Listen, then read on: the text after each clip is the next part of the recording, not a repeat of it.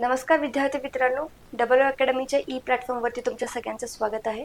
तर आजच्या या व्हिडिओच्या माध्यमातून आपण बघणार आहोत आरोग्य विभाग भरती 2026 साठी जे लॅब असिस्टंटच्या एक्झाम्स आहेत त्याच्यासाठी सिलेबस काय असणार आहे आणि त्याचे एक्झाम्स कधी येतील. ठीक आहे, बघूयात आपण पुढील लेक्चरमध्ये. त्याच्या आधी बघताय आपल्या अकॅडमीमध्ये lab assistant, lab technician, lab scientific officer या सर्व एक्झामसाठी बॅचेस अवेलेबल आहेत. तर या एक्झामच्या या फीचर्स आहेत बघा. या बॅचेस बद्दल जुन्या प्रश्नपत्रिकांचे विश्लेषण आहे, सर्व विषयांचे रेकॉर्डेड लेक्चर्स मिळतील.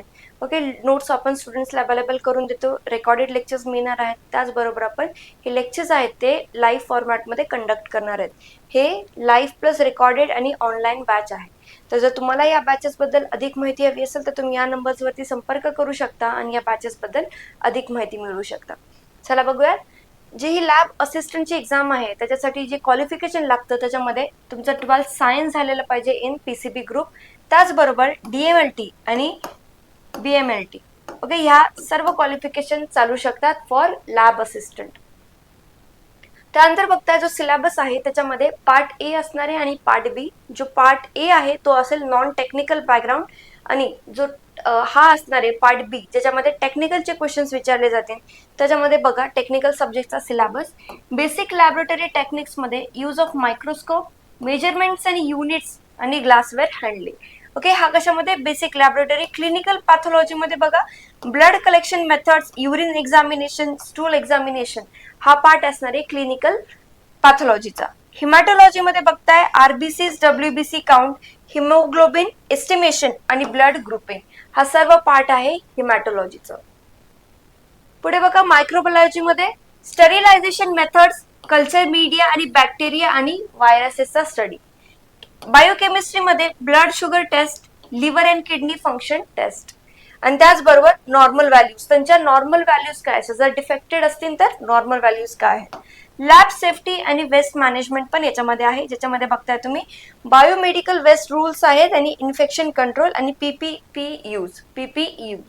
ओके, पुढे बघा जनरल सब्जेक्ट्स मध्ये बघताय जनरल नॉलेज, ज्याच्यामध्ये असणार आहे तुमचं हिस्ट्री, जिओग्राफी आणि त्याचबरोबर करंट अफेअर्स या सर्व गोष्टी कशामध्ये असतील जनरल नॉलेज. पॉलिटी पण विचारलं जाईल, कशाचा, इंडिया आणि महाराष्ट्राचं.